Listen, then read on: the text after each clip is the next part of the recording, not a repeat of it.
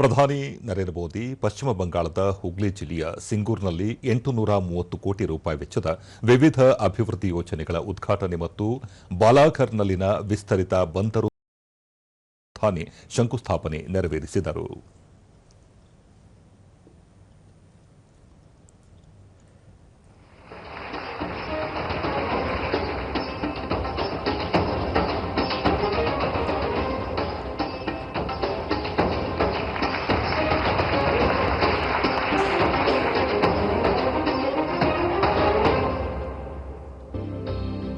राष्ट्रीय स्तर पर शिपिंग क्षेत्र के विभिन्न इनिशिएटिव्स से भारत के राष्ट्रीय जलमार्गों पर ಈ ಸಂದರ್ಭದಲ್ಲಿ ಜಯರಾಮ್ ಬಾಟಿ ಬೋರೋ ಗೋಪಿನಾಥ್ಪುರ್ ಮೈನಾಪುರ್ ಹೊಸ ರೈಲು ಮಾರ್ಗವನ್ನು ಪ್ರಧಾನಿ ಉದ್ಘಾಟಿಸಿದರು.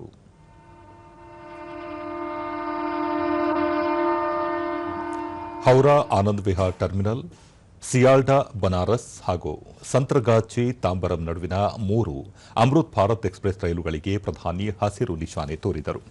ಈ ವೇಳೆ ಪಶ್ಚಿಮ ಬಂಗಾಳ ರಾಜ್ಯಪಾಲ ಡಾ ಸಿವಿ ಆನಂದ್ ಬೋಸ್, ಕೇಂದ್ರ ಹಡಗು, ಬಂದರು ಮತ್ತು ಜಲ ಮಾರ್ಗ ಸಚಿವ ಸರ್ಬಾನಂದ ಸೋನೋವಾಲ್ ಮತ್ತಿತರ ಗಣ್ಯರು ಉಪಸ್ಥಿತರಿದ್ದರು. ಬಳಿಕ ಪ್ರಧಾನಿ ನರೇಂದ್ರ ಮೋದಿ ಪಶ್ಚಿಮ ಬಂಗಾಳದ ಶ್ಯಾಮ್ ಪ್ರಕಾಶ್ ಮುಖರ್ಜಿ ಬಂದರು ಸಾಮರ್ಥ್ಯ ವಿಸ್ತರಣೆಗೆ ಕಳೆದ 11 ವರ್ಷಗಳಲ್ಲಿ ಭಾರೀ ಹೂಡಿಕೆ ಮಾಡಲಾಗಿದೆ. ಸಾಗರಮಾಲಾ ಯೋಜನೆಯಡಿ ಈ ಬಂದರು ಸಂಪರ್ಕ ಸುಧಾರಣೆಗೆ ರಸ್ತೆಗಳನ್ನು ನಿರ್ಮಿಸಲಾಗಿದ್ದು, ಇದು ಉತ್ತಮ ಫಲಿತಾಂಶ ನೀಡುತ್ತಿದೆ. ಪಶ್ಚಿಮ ಬಂಗಾಳದಲ್ಲಿ ಜಲಮಾರ್ಗಗಳಿಗೆ ಅಪಾರ ಅವಕಾಶಗಳು ಇದ್ದು, ಈ ನಿಟ್ಟಿನಲ್ಲಿ ಅಗತ್ಯ ಮೂಲಸೌಕರ್ಯಗಳೊಂದಿಗೆ ಯೋಜನೆಗಳನ್ನು ಕಾರ್ಯಗತಗೊಳಿಸಲು ಕೇಂದ್ರ ಸರ್ಕಾರ ಬದ್ಧವಾಗಿದೆ. ಭಾರತ ಮೀನುಗಾರಿಕೆ ಮತ್ತು ಸಾಗರ ಉತ್ಪನ್ನಗಳಲ್ಲಿ ಮುಂಚೂಣಿಯಲ್ಲಿ ಸಾಗುತ್ತಿದೆ ಎಂದರು. ಅಭಿವೃದ್ಧಿ ಹೊಂದಿದ ಈಶಾನ್ಯ ಭಾರತ ಗುರಿ ಮುಟ್ಟಲು ಕೇಂದ್ರ ಸರ್ಕಾರ ಕಾರ್ಯಮಗ್ನವಾಗಿದೆ.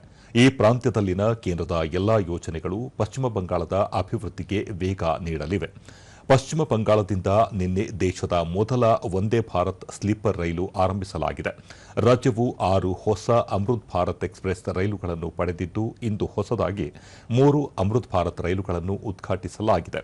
ಈ ಪೈಕಿ 1 ರೈಲು ತಮ್ಮ ಸ್ವಕ್ಷೇತ್ರ ವಾರಾಣಸಿ ಮತ್ತು ಬಂಗಾಳ ನಡುವೆ ಸಂಪರ್ಕವನ್ನು ಮತ್ತಷ್ಟು ಬಲಪಡಿಸಲಿದೆ ಎಂದರು. केंद्र सरकार इस पर भी काम कर रही है या पोर्ट लेड डेवलपमेंट के लिए जरूरी इंफ्रास्ट्रक्चर बनाने में भी मदद दी जा रही है. थोड़ी देर पहले पोर्ट और नदी जलमार्ग से जुड़े प्रोजेक्ट का शिलान्यास और उद्घाटन हुआ है. ये पश्चिम बंगाल के विकास, भारत के विकास के लिए बहुत महत्वपूर्ण है. ये वो पिलर है जिनके ऊपर पश्चिम बंगाल को मैन्युफैक्चरिंग, ट्रेड और लॉजिस्टिक का एक बड़ा हब बनाया जा सकता है.